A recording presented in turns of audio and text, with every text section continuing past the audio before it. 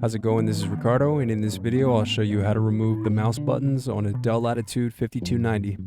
If you're looking for parts for this laptop, go to our website and use this coupon for a 5% off discount.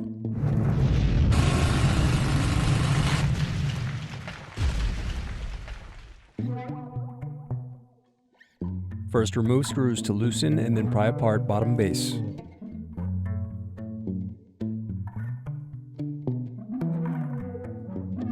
Next, unscrew and disconnect battery.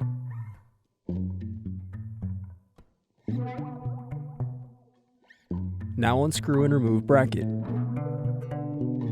Then disconnect antenna cables and remove wireless card. Now unscrew and remove solid-state drive. Next, disconnect speaker and keyboard cables. Now unscrew and remove chassis frame.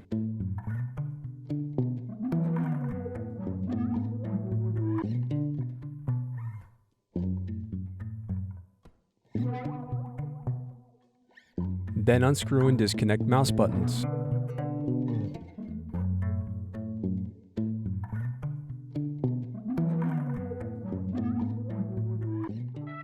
Thanks for watching.